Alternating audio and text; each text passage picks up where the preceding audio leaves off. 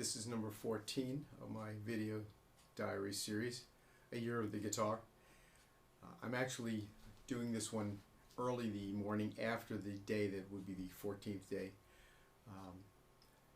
Yesterday was my last day visiting my parents.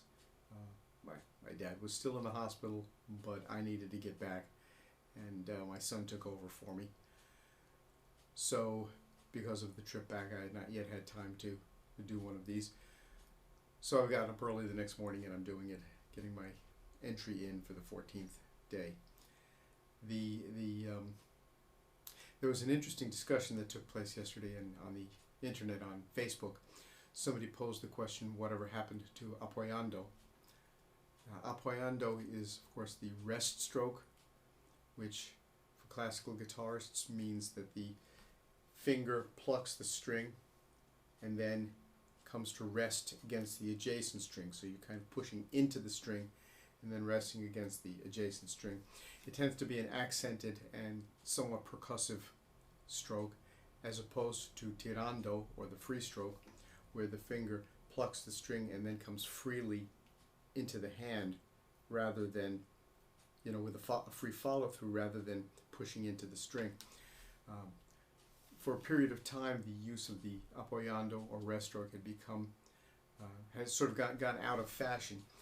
Some of that had to do with players like John Williams and Manuel Barrueco, who found the stroke too percussive and chose to not use that stroke. Then there was also a school of thought coming out of Uruguay based on the teaching of the guitarist Abel Carlevaro, who also avoided the use of the free stroke. The rest stroke rather. The rest stroke has found its way back into use. So most players now, I think, are using a pretty wide palette of tone colors and strokes, free stroke and rest stroke. But that argument did kind of come up again yesterday, as to wondering what happened to it, whether people are using it. There was pretty much a consensus that people are using them now. But what was interesting is that one of the people who came in and chimed in his own opinion is the inimitable Matanya Ofi, who is the guitar field's most prominent curmudgeon, I suppose you would say. And Matanya, of course, not only objected to the fact that it had come out of use for a period of time, but in his own caustic way referred to those who followed Abel Carlevaro as sycophants, a term that I think is kind of offensive, and I would rather not be quite so caustic when referring to my esteemed colleagues, whether or not I agree with them or not. So Matanya and I then had a rather vigorous exchange over his tone, perhaps. Not tone of the guitar, but over his tone of rhetoric. So that, of course, brings the question up regarding the use of the rest stroke versus free stroke, because this video is not going to be involved in whether or not it's okay to call a colleague a sycophant. I think that sort of ad hominem attacks is pointless, although I know, again, Matanya loves that sort of thing. He enjoys being caustic, likes to see if he can get a rise out of people, and I'm always one to allow him to have that, to give him that rise that he's looking for and give him a little bit of an argument. Anyway, the use of the free stroke versus rest stroke.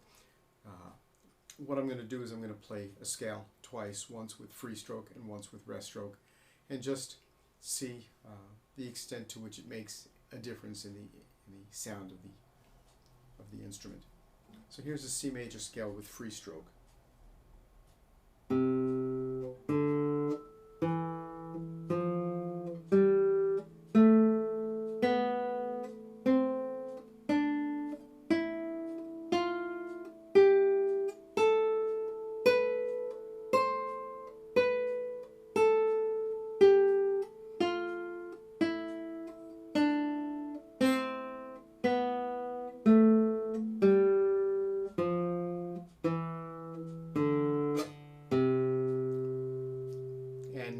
rest stroke.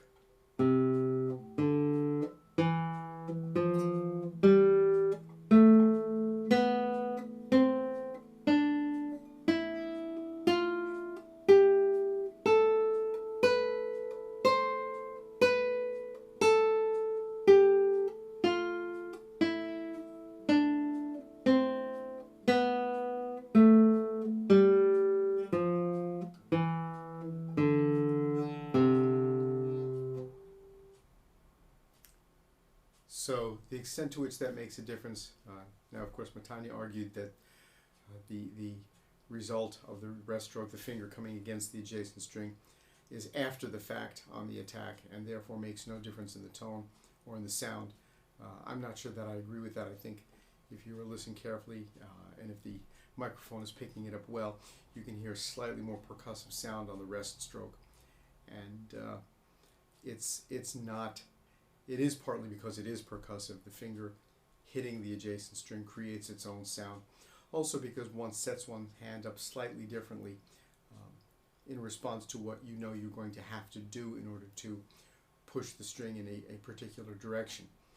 So I think there actually is a slightly different setup between free stroke and rest stroke that does give you a different result. Anyway, that's my thoughts for today, and I'll continue on again with the second week of this at a later time.